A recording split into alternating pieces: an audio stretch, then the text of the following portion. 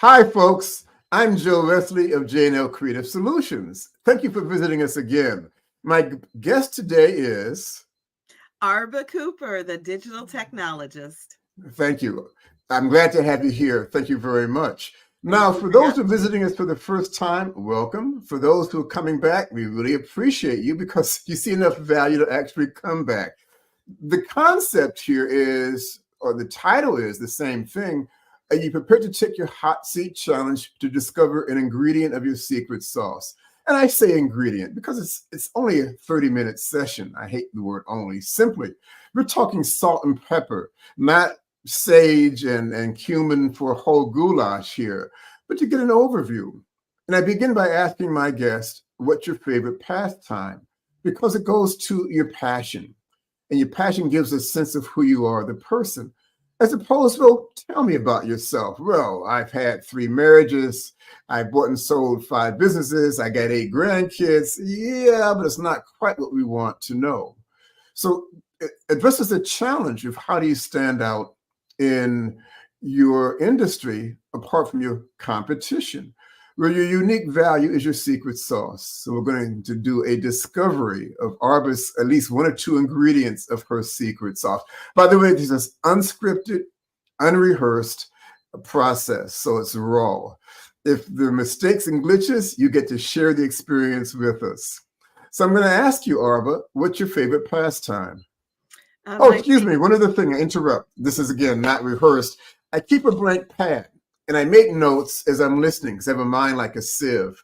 So if I'm looking down, it's not because I'm falling asleep. It's because I keep a pen near me to make my notes to see what's going on here. So I'm going to ask again, what's your favorite pastime?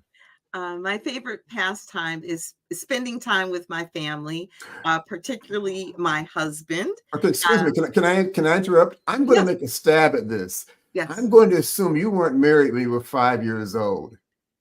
I wasn't what? Married when you were 5 years old. You said your favorite pastime is your husband. Well, no. I said family. And I get the family, but you mentioned your husband. So I'm assuming that you're in one of those countries where they have childhood marriages that you were doing something, Dutch skipping or double Dutch or that type of thing, favorite pastime growing up. Maybe it's 9 years of age, maybe something else, but I really want to get a sense of your history beyond where you are now. Okay. But I'm still going to say family. That's okay. And why is your family? And why? Now I'm going to ask a question. It's kind of silly, but why is what value? I won't ask why is family important because that's a silly question. But what is it you enjoy about family in your life?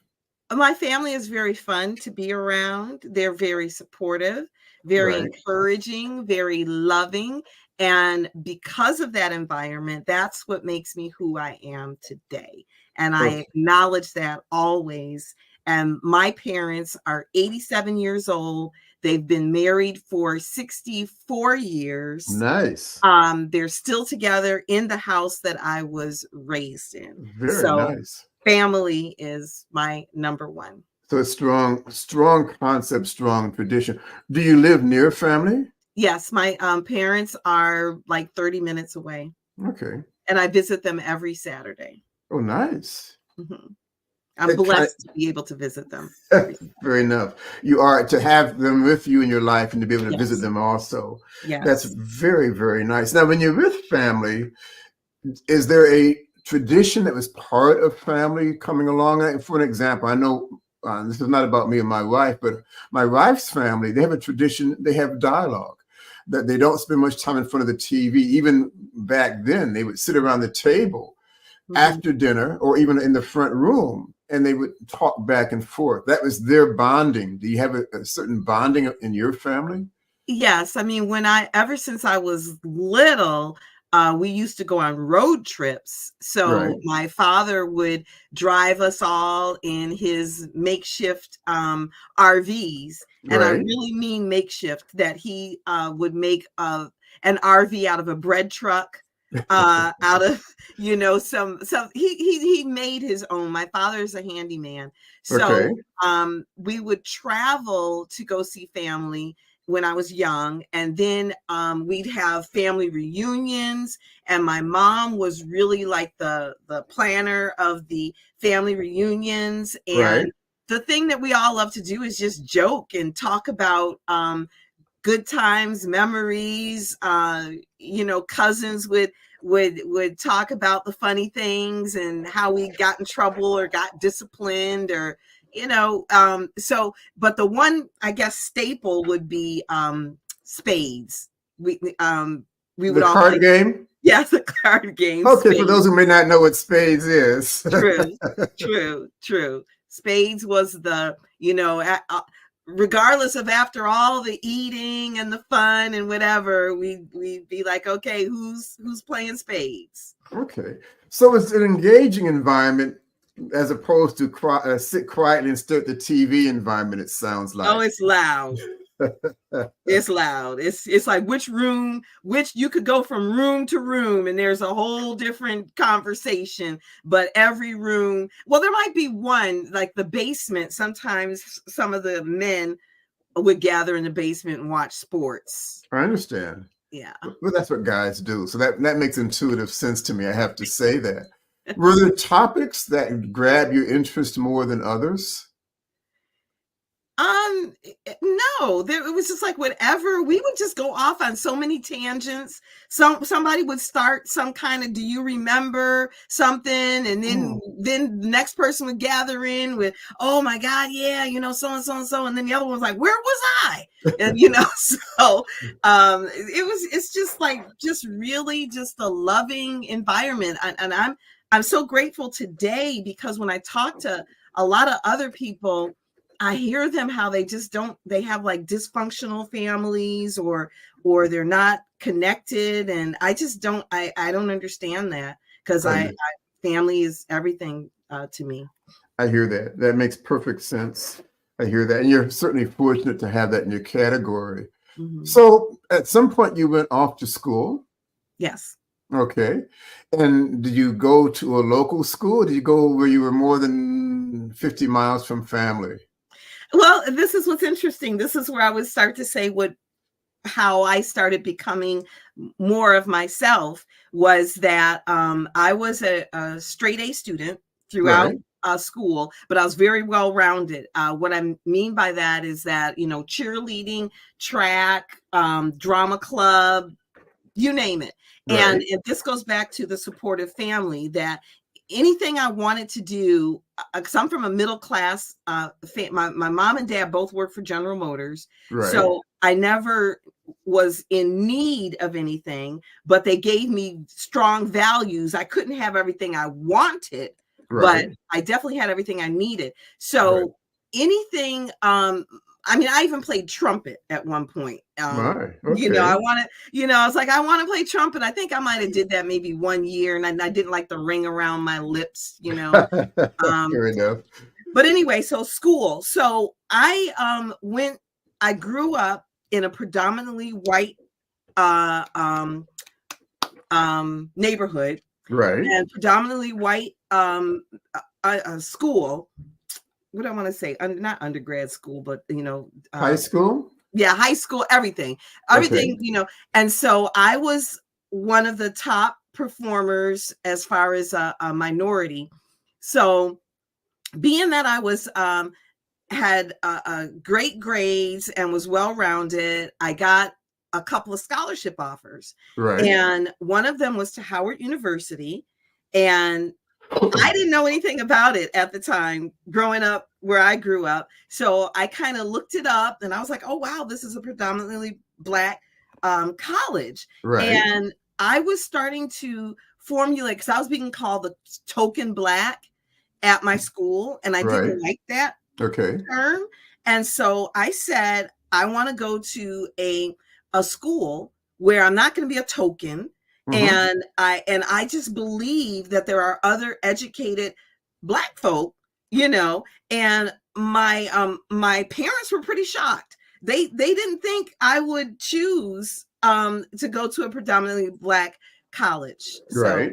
So, but that was my choice, and I'm so glad that I made that choice to allow me to really see a whole nother perspective of the world. I understand that. So it was from where I live, it was quite a distance because I'm from the Western New York area, Buffalo, and Howard is in Washington, D.C. Okay. Well, then, so for the first time, you were away from family. Yes. Okay. So adjustments.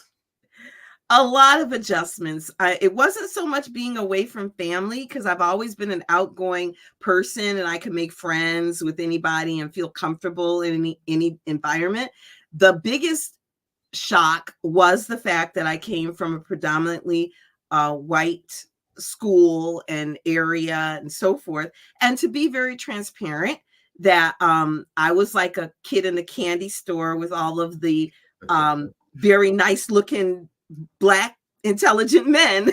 Right. So given that, I got pregnant my Okay. senior year in Right. college. Okay.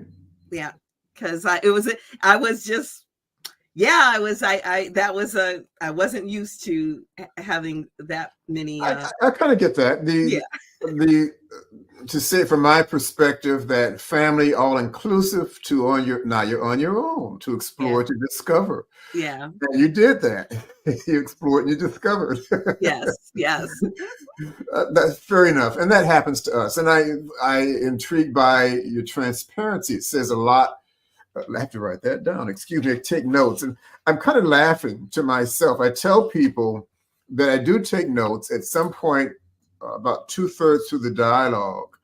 Then I will flow into your business. Mm-hmm. Well, I'm being challenged now because I've filled up my notepad. There's no You're more gonna get a lot. space. There's a lot to me, and my pregnancy in college was a major.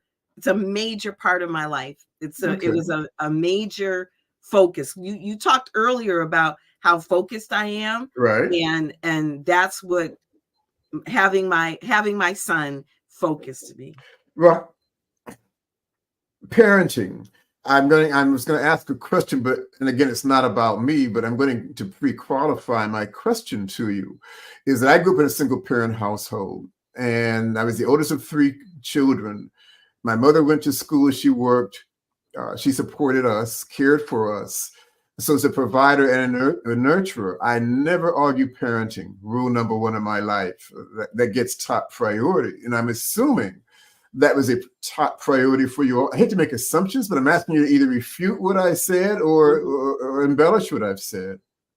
Oh yeah, well, I won't say how I ended up getting pregnant, but I'll say it this way. Right. Again, out of transparency, that Sure.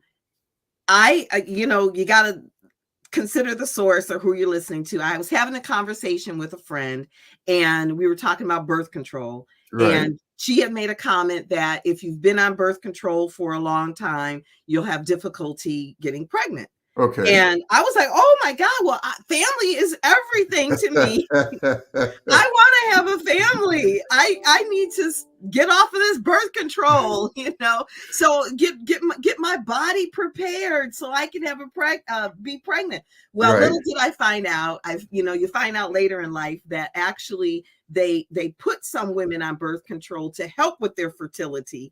Oh, I didn't know that. Okay. Yeah, that's something you all should know, is that yes, they because what birth control does is it regulates a woman. Right. And so the fact is that as soon as I got off birth control and I'm thinking that, I can't get pregnant, and Right. bam, I did.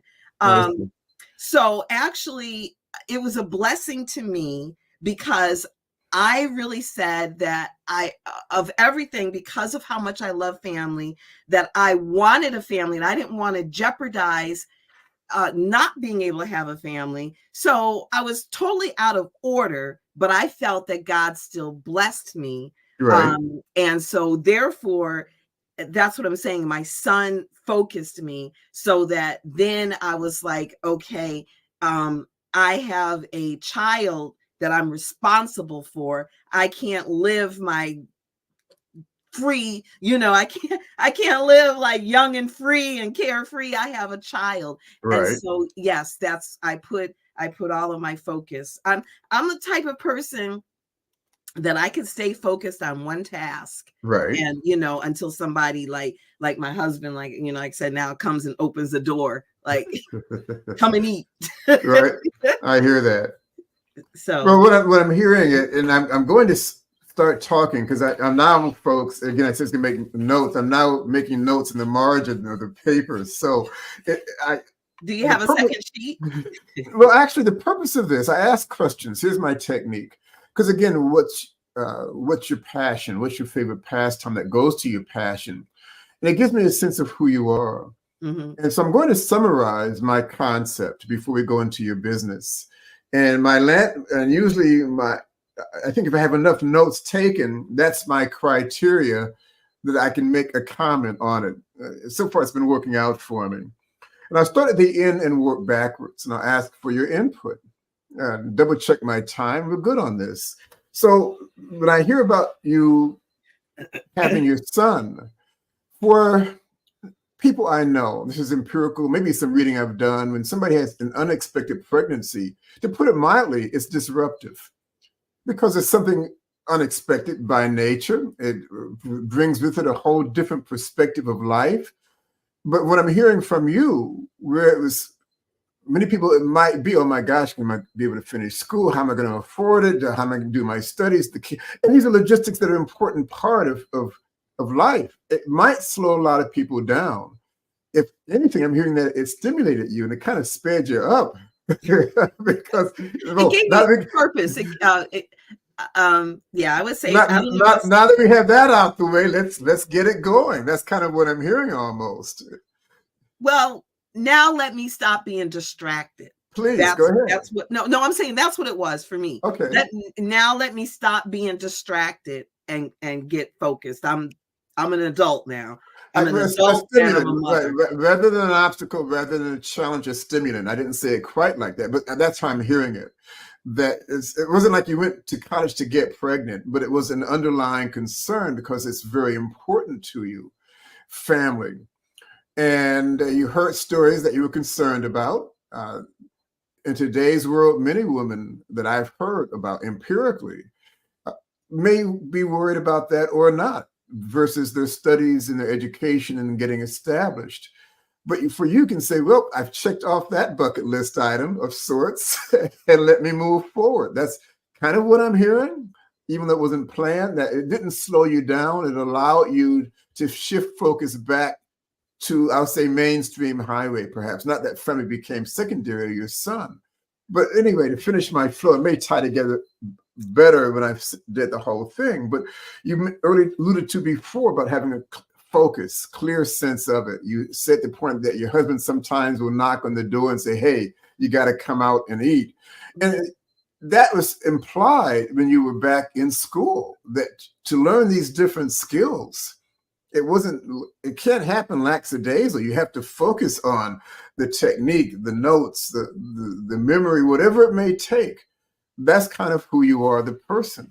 So you've been, to put it mildly, very consistent in what your philosophy, your style is. And you have your priorities. Mm-hmm. And I'll take it one step further. You deliberately stopped the pill because you were concerned about not being able to meet your major priority. Correct. And so the flow of it, of who you are, the person, is you decide what's important to you and you're going to act on it.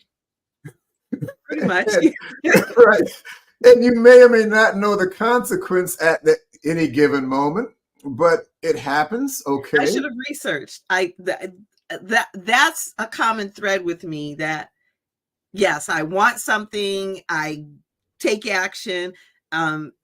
Early on, I didn't used to research. Okay. So, well, I hear that. Now, one could argue that's foolish or fearless. It's a matter of perspective. That there are many people who might be hesitant to act on it until they get more information.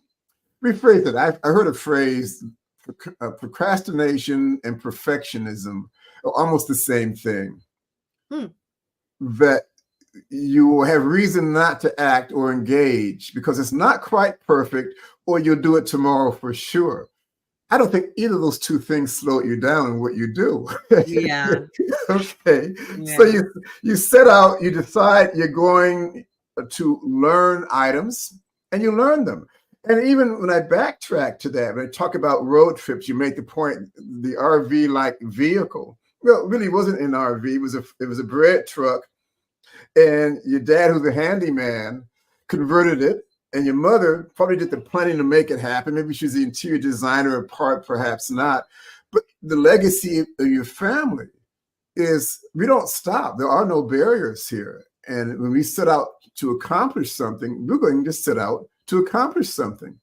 The fact that your parents were both professionals in a day when it wasn't fashionable speaks loudly of itself. The fact that they lived in a community that wasn't fashionable speaks a lot of your family in terms of what they recommend. You call it the genes they gave you, the lifestyle they gave you, the philosophy they gave you. That's what I'm hearing as you describe your environment. Mindset is a lot. Even to today, their mindset,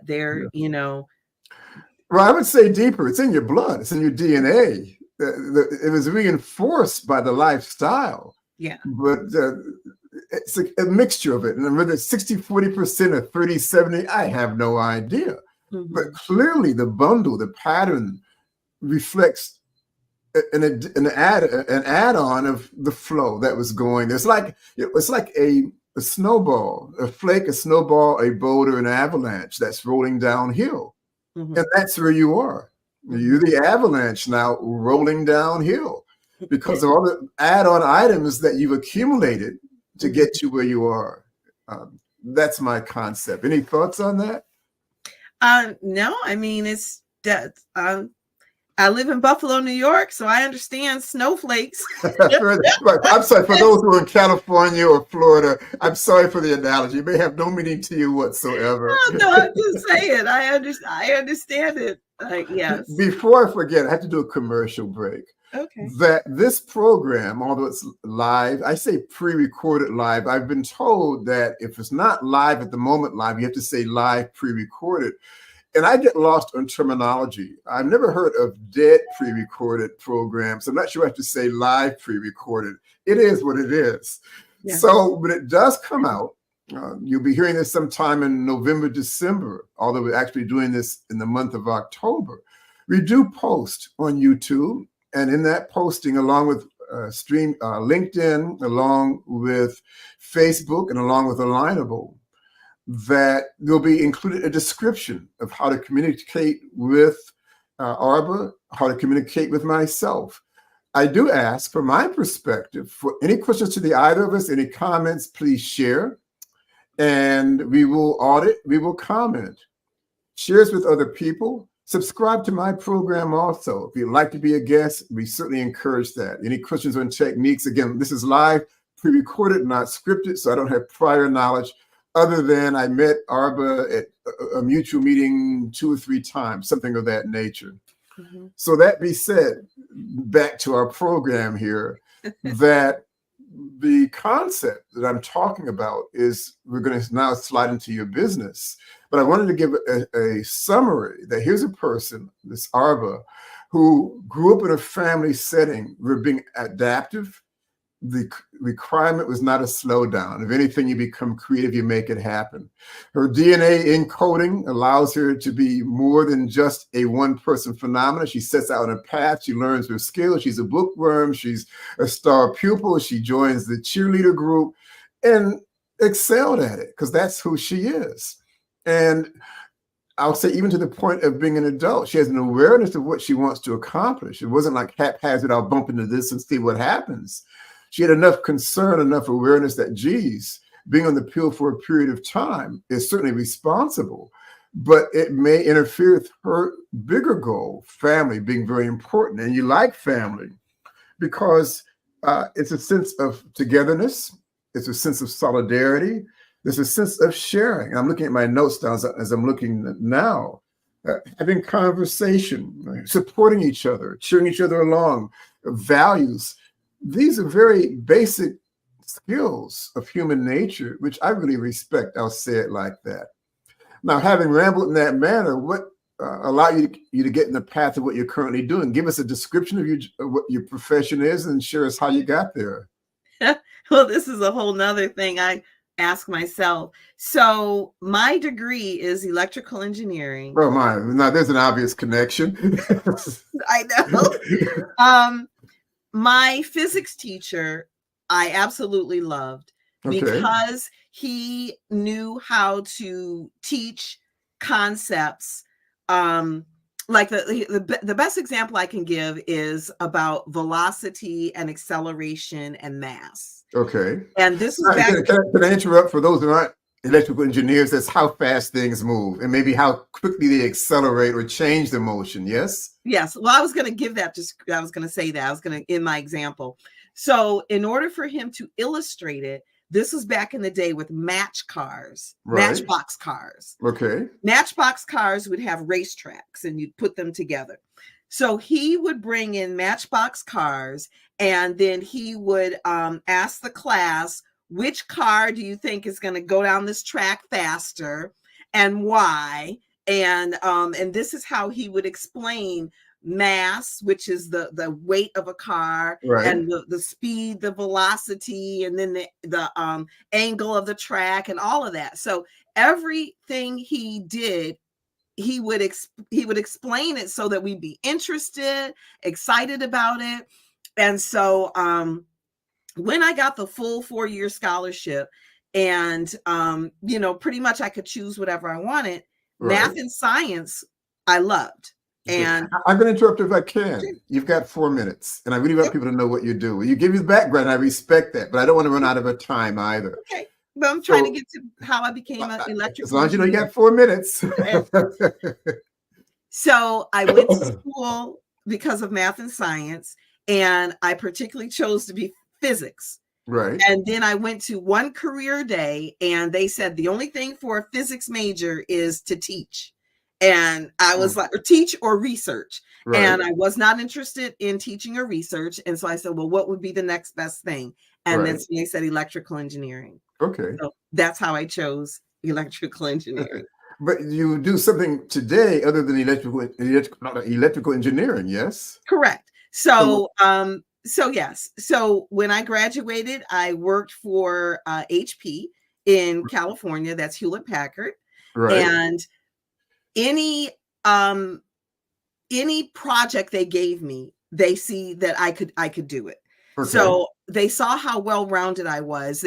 I was in sales, marketing, I started off in customer support. So anyway, I quickly progressed through HP until I finally got to a position where I was like in an HR kind of position or role. Okay. Right. And how I ended up getting into business was that my hairstylist back in the 90s, before Vistaprint and Canva, she wanted some business cards. And I said, well, I've learned all of this stuff in corporate America. I designed her some business cards. She started showing the rest of the hairstylists. All of a sudden, I had this little side gig as doing marketing or business cards for hairstylists. HP wanted to move me into management. Right. And I had no interest in being in management. And so I said, I'm going to take my little side hustle that I actually enjoy and goodbye to HP. And that's how I started in entrepreneurism, particularly marketing. Working with solo entrepreneurs. I hear that. Now, again, terminology for those who may not know Vista or I forgot the other one you mentioned, Canva. Canva or Vistaprint. Right. These are software items that can allow you to create things. And from what you said, for those who don't miss the nuance, you didn't wait for Vista and Canva to happen. You did these things on your own. Well, it didn't exist. No, but that's what I'm saying, because the fact that it didn't exist didn't slow you down from what you were doing. That's what I'm saying. Yes. Well, no, really what I'm saying is Canva and Vistaprint are great for solopreneurs. Right. I was not a solopreneur. Right. So the solopreneurs needed something that did not exist. That's why I just use my skill set to help them. Okay, again, ahead of the curve. That's kind of what I'm saying here, that you're creative besides being functional, and that the two don't always go together. Mhm. So to summarize this, any number of people can get in your face as an agent to be and say, well, I do this. I can help you build this. I can help you create that, design for your website, your business, whatever it may be. But Mhm. here's a person, Arba, whose whole legacy, whose whole lifestyle grew up in a creative environment, who's an overachiever. And I say that in a positive manner, that whatever she sets her mind to do, she does it extremely well Mhm. and even beyond imagination. The planned, unplanned pregnancy, we'll say it like that. That the issue that people want to move you up in the corporate world, and you say, nope, I'm gonna walk. That's not what I want to do. So it tells me you have a clear sense of your value, certainly your passion, your dedication, your commitment. So I think for an audience member who's looking for someone to provide your type of service, and again, the links are in the description of this podcast, you are, in my book, an exceptional persona that you don't have to convince people. You are who you are because of your passion, your favorite pastime. You're kind of a walking validation of your existence and what you do and what you do. And there's no question you do it top notch because that's just who you are again. Am I far off on that? No, you're not far off. I think the one missing link that I'm surprised you didn't pull together Go is ahead. my engineering is that I look at things as here's a problem and how can I fix it? Fair enough. And that was how I ended up helping my friend because she needed business cards. There wasn't really anything that existed Right. in back in the 90s. And I just said, okay, let me fix it. Okay, but And even I'm going to interrupt. Even though we're beyond curfew by at least a minute and a half, longest we've ever done, the reason I left that out because anybody can say because of skill, I can do this for you. I'm saying because of legacy, you walk your talk, and to me, that's part of your secret sauce. Not what you've accomplished by degree; it's by who you are as a person. So it was a okay. deliberate leave out. So I want to thank you. We had to cut this short. It was phenomenal. And I'm sorry, folks, for going 2 minutes over the program. It was well worth the journey. Please share questions, comments, get back to us, and reach out to Arba in her description. Reach out to me and subscribe. We're now ending. So long, folks.